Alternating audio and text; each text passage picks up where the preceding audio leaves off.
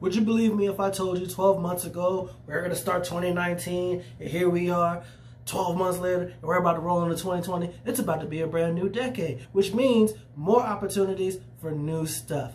But that doesn't mean we eliminate the old. It doesn't mean we talk about it or we just put it on the wayside, because some of that old stuff is still pretty much current to us. What exactly that means, I don't know, but I am excited about the new year. And if you are watching this, I hope you enjoyed your Christmas with your family. Hope you roll into the new year safely with the rest of us. And yeah, how you doing? It's your boy JB. I'm back with another video, the last video of 2019, the last one of this decade, really. And I just wanted to say hey to you guys one last time and talk about the year. There's been a lot of ups and downs, if you would say, for this year. I got to start this channel. I got to interact with you guys in a brand new way. Got the business page going. I talk to you guys a lot on Twitter. You guys are really talkative on there, and I really do appreciate that. And I also, I'm here on this medium with you guys. I'm starting with this, and I know that everything's not quite the best yet. I did talk to the intro guy, so the intro is on the way. I don't know what it is, but it is indeed on the way. And if this is your first time watching, my name is JB Smith. Go ahead and hit that like, hit the bell, you know what I'm saying, subscribe, join the community, because we're growing. Because growth is always good. So as you can see, I am bored and I am happy and I am by myself. And that'll pretty much how I spend the new year. But it's okay, because I did not come alone. I have with me a little bit of the bubbly. Okay, so small confession. It's not really the bubbly, it's sparkling cider. I don't really drink like that, but you know, whatever. Kids, don't drink while you're underage. That's bad. Don't do that. Now that that's over, let's go over the year real quick and quick review. The first thing first is after about 1,200 bazillion years, we got Kingdom Hearts 3. It was polarizing, to say the least, if you ask the fandom. A lot of people loved it. A lot of people hated it. I don't know yet, because even though I bought the thing on day one, I haven't played it yet because I don't have the time. And that's a goal of mine in 2020, is to make the time to play so I can form an opinion. I know it formed, they released a DLC very recently, so I'm hoping that, you know, it satisfies everybody, because I know this is like 1,000 years in the making and like another 80 years of waiting, plus another 6 months after they told us it was going to be released before they actually released it. So I hope that the DLC is enjoyable for everybody, and I hope that we not have to wait another 2,487 years before we get Kingdom Hearts 4 or Kingdom Hearts 3.8 divided by 4 to the 5th power subtracted by 18 or whatever. Then we got Game of Thrones, and that's another polarizing thing. Actually, you know what? I'm not even going to say it's polarizing. I'm going to say it was bad. And you know what? Yeah, that's what I'm saying, and I'm going to stick to it. And I'll tell you why.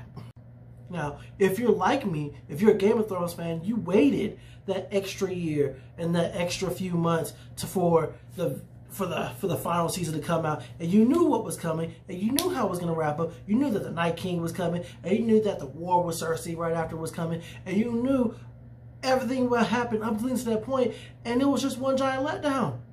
It was pretty bad. Like, if I did ups and downs, like, it will be a down, it will be a brown down, because it sucked. Like, that last season of Game of Thrones sucked. Like, it was bad, but it's over, and we don't have to deal with that anymore. So, try to be a little bit positive there, be a bit of a positive Pete. It's over, and we don't have to deal with it ever again until they make a prequel.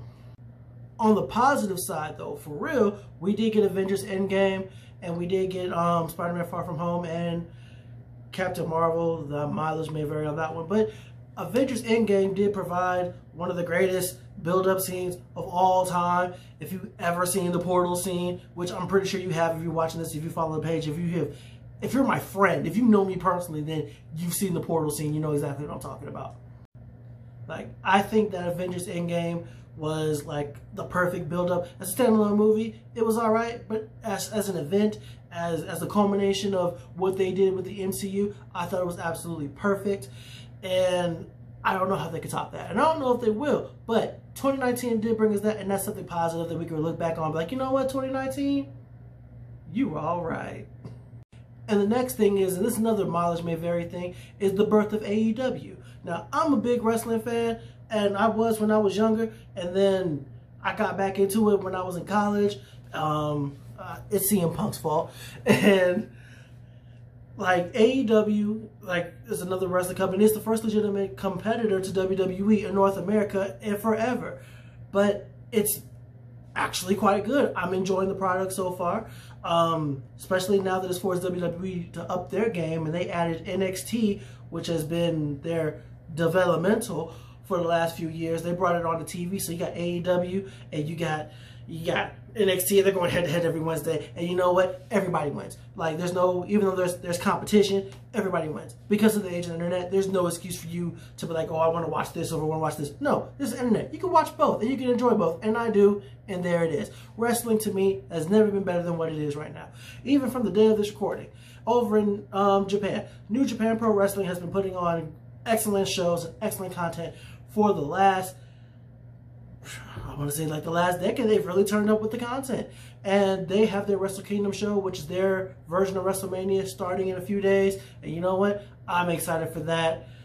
I'm going to tune into that. And if I get the right platform, the podcast, I'm looking at you, BK Spades, I will like to hop on a podcast and talk about that, because I am a wrestling nerd.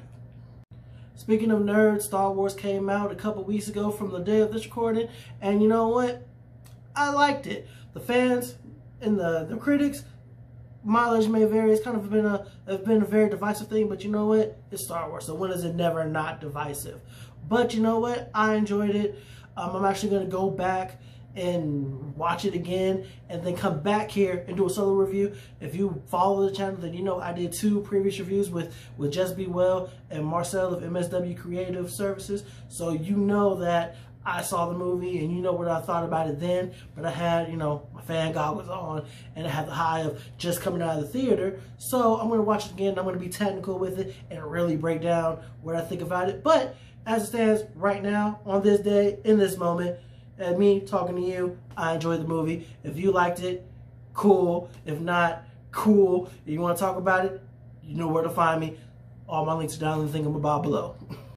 But one of the biggest things that happened this year was that our mouse overlord, Mickey, has brought to us Disney Plus, and the internet exploded. Like, streaming services went down, and people unsubscribed from Netflix, and the world was set on fire, and quid pro quos, and all kinds of stuff was happening because everybody loves Disney Plus. And basically, if you don't know, if you're not in the know, Disney Plus is basically this one giant streaming service. We have all things Disney, which is pretty much everything. And they have some Fox stuff, and they have an ESPN package and a Hulu package. And it's like, God, what more do you want? It's got everything you want in one app. And, you know, everybody loves Disney, and everything that's not there is on its way there. It doesn't even tell you on the app, hey, this show is coming. You should stick around for this long. Okay, Disney. You win.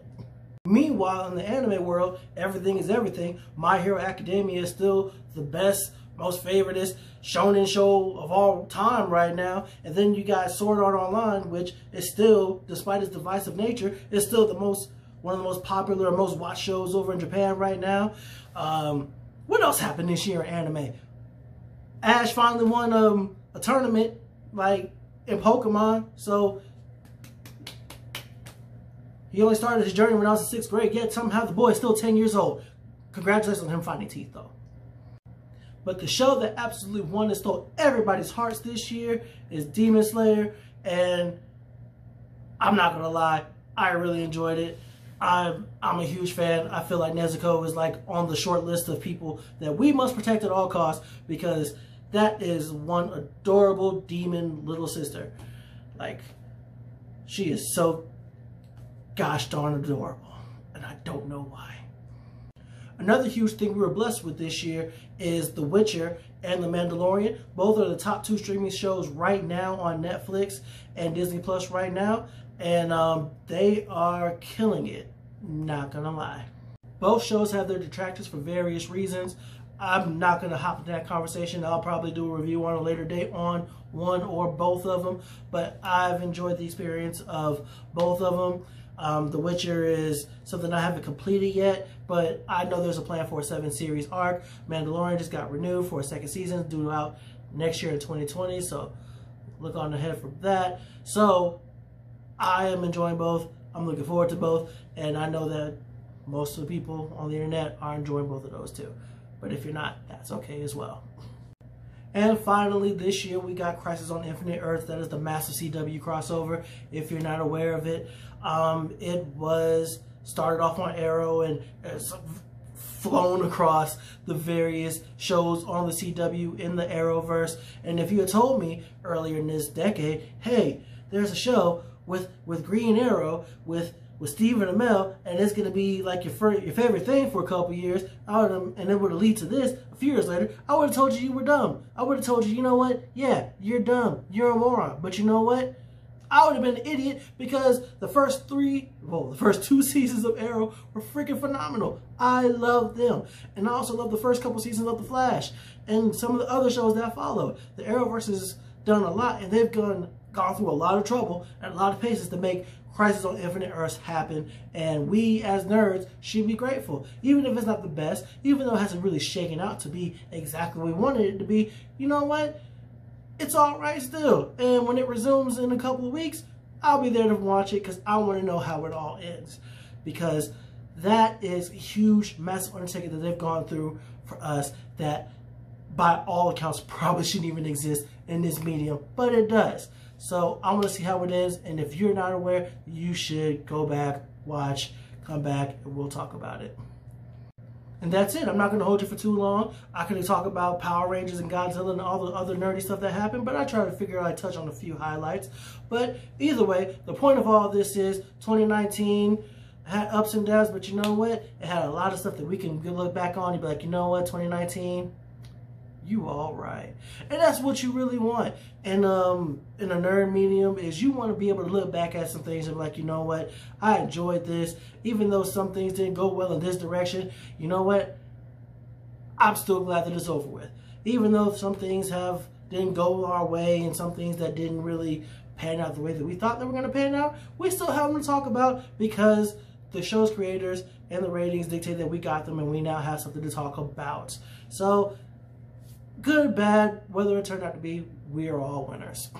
So before I let you go, I want to remind you one more time, like, share, subscribe, hit the bell so you don't miss my next video. It's coming real soon, like turn to the calendar pretty soon. It's just being worked on right now. In exchange for you doing so, in exchange for you continuously being here, I promise, like I'm gonna put my hand over my heart here, let you know that I'm serious. I promise in 2020, I'm going to improve the quality of my content and the frequency of my content for you guys because I am here for you guys, because you guys wanted it on Facebook, and now here we are, spreading out, growing. It's all about growth, you all. Once again, I appreciate you all more than I appreciate Tony Stark's sacrifice. Maybe not that much because without him, we'd all be dead. But I do appreciate you all, and I will see you all in the next one. Safe passage into the new year. Take care of yourselves and each other, and I'll be seeing you soon.